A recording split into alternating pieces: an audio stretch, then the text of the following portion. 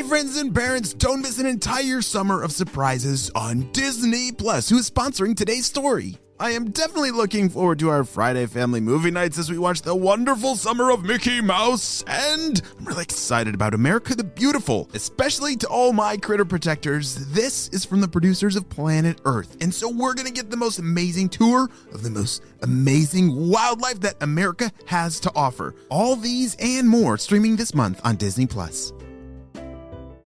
Hey parents, if you're like us, we have a whole bunch of summer trips planned to visit family and friends, and we're always looking for fun activities for our kids to do and keep them off screen. Well, whether building a solar-powered robot, creating a Spanish mosaic, or playing with animal friends in the Serengeti, kids ages 3 to 10 will love learning with Little Passports. For listeners of the show, Little Passports is offering new customers 20% off when you go to littlepassports.com/kidstories. That's 20% off when you go to littlepassports.com/kidstories. Today's story sponsor is Paws of Fury, The Legend of Hank, which is a summer animated comedy for the whole family. If you've ever felt like an underdog, you will love the adventure when the underdog becomes the top dog. Oh, and of course, there's no more epic rivalry than cats versus dogs, right? But what happens when cats team up with the underdog? Looks like I know how we are going to be spending one of our Friday family movie nights this summer. Join us at the theaters on July 15th to see Paws of Fury. Hey friends, it's Mr. Jim and welcome back to Kids Short Stories. Hey, if this is your first time, welcome to the family. We do stories every single day based on ideas from kids just like you. So parents, make sure that you smash the follow button so you don't miss out on any of these awesome daily stories. They're great in the car, getting ready for bed, or maybe just in the middle of the day when you need some quiet time. Well, friends, are you ready for today's adventure? Me too, let's go!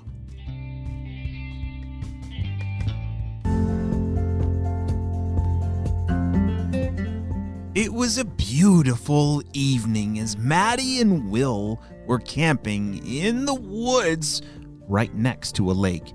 You see, they lived on a very large piece of property. This land had many, many acres of forest and woods and hills and even a lake with crystal clear water. This lake was kind of unique because it used to be a river long ago. And then some beavers built a dam at the end, and I think the beavers are the ones that wanted this lake here. But it was very beautiful. Yeah, the beavers had added a whole bunch of logs and trees and sticks and mud to the end of this river, and it kind of flooded over the edges, and that's how this lake was created a long, long time ago. Beavers, they kind of like to do that.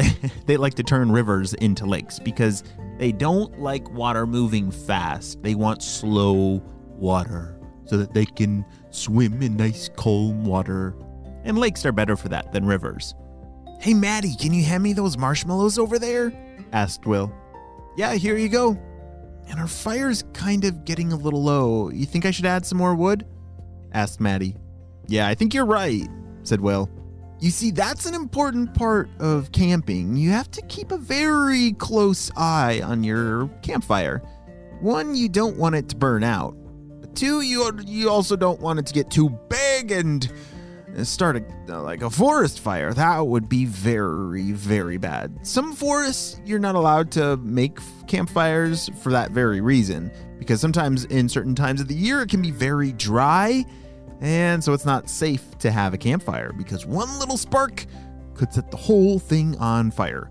But it's a good thing Maddie and Will, they lived near a forest that wasn't the case. It was still very wet and it wasn't dangerous to start a forest fire. They just had to keep a very close eye on their campfire. Well, you see, there's an important detail that I haven't told you about. Yes, Maddie and Will are camping on the beach of this beautiful lake in the middle of the forest with a nice campfire and roasting marshmallows, but in the sky, high up above the lake, was the purple blimp. Purple ninjas, I need your help. Come over here. What's going on, boss? Well, you see all the stinky things, the stinky goo, the stinky juice, all the stinky stuff that we have been doing very good experiments on. We need to start over. We need to clean out all the stuff to make room for more stinky things. So, Purple Ninjas, it is your job to clean out the lab of all the stinky stuff now. Oh, wow. That's gonna take a while, boss. There's quite a bit of stinky juice and stinky goo and all that stuff. Where do you want us to put it? Do you think I care? Just get rid of it now! Okay, boss. Well, all right, right away. You see, Dr. Stinky Breath and the Purple Ninjas in their blimp lab, they're always working on, the latest, stinkiest invention. And they've had a lot of good tries at that, but, they need to get rid of some of that stuff, I guess. It's clogging up the blimp, and they don't even have any more room to build more stinky stuff. So where do we put all this stuff? Steve, I don't care. The boss just wants it out of here. I don't know, just throw it out the window or something. Oh, that's a pretty good idea. I guess I'll open up this window. There, then we could just throw all the stuff out the window. We'll be done in no time. The Purple Ninjas began to dump all of this ooey, gooey, stinky purple stuff out of the window. Not that they really care about keeping our environment clean and stinky free, but they were right above that crystal clear lake that Maddie and Will were camping next to. Oh dear.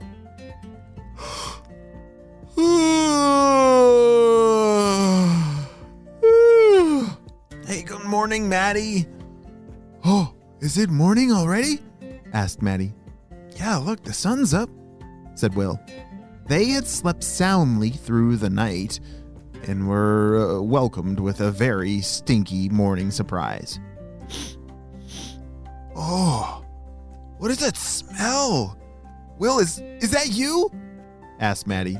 No, that's not me, said Will. But I smell it too, and holy smokes, what happened to the lake? Said Will. As Maddie turned around to look where Will was pointing, they both couldn't believe it. Why is the lake purple? And it smells terrible! Help me! Help me! What was that? Said Will. He turned to look down further down shore, and there was a beaver that had washed up on the shore of the lake. Maddie and Will raced over to help that little beaver. It smells so terrible. What do we do? The lake is ruined. Hi, Mrs. Hello, beaver, said Maddie. What happened here? The water was so clear yesterday. What happened overnight? I don't know. It's ruined. I was sleeping, and then all of a sudden the water just started smelling terrible, and now it's just I don't know what to do. The beaver looked like it was really sick. It was holding its belly and just rolling around on the ground. Well, wait a second. Maddie was thinking, and her mind's thoughts were racing very fast. What if we open up your dam down there and let out the stinky water? Maybe it'll fill back in with clean water from the river upstream. Oh, that's not such a bad idea, but you see, all my friends, they're on vacation for a little bit, so I'm the only beaver at the lake right now, and I don't know if I could do that all on my own. Well, we can help, said Will. You will? Oh, wow. Okay, well, let's get to work. Maddie, Will, and their new beaver friend started working on that dam at the end of the lake. They had to work really hard to pick up some of the branches and mud to let the water come pouring out the other side. Oh, this smells disgusting, said Maddie. Where do you think this came from? I seriously have no idea, said Will. He looked around and even raised up his hands, and then something caught his eye in the sky. Look at that, Maddie. He pointed up at the purple blimp. How could they do this? Said Maddie. It's gotta be from them. Yeah, that's ridiculous that they would just pollute this lake and... I can't believe those purple ninjas. Well, Maddie and Will's work on clearing out the dam was working. All the water was zooming out, and clean, fresh water from upstream in the river was flowing in. It took a couple hours, but pretty soon the lake was back to normal. And it was time for them to clog the dam back up with the help of the beaver. Oh, wow.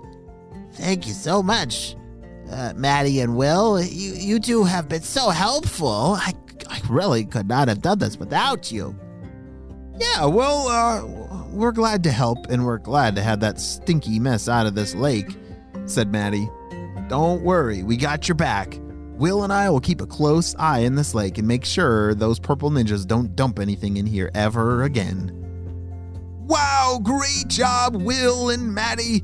That was quite the stinky mess that they dumped into that lake, but I'm so glad that you were able to get it cleaned up with the help of a nice beaver friend. The end.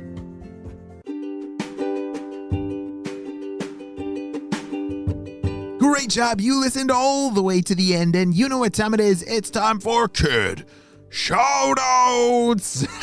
I want to say hey to Ellison, Ian from Tennessee, Reagan from California, Bruce, May and George from Arizona, Felicia from Florida, Noah from Pace, Florida, Jack from Calgary, Canada, and Oliver from Brisbane, Australia. I'm so glad that you're all in the Kid Short Stories family. And on the spy team, we could not stop Dr. Stinky Breath and his crew without you, my friends. Well, you have a super duper day, and I will see you on our next adventure. Bye!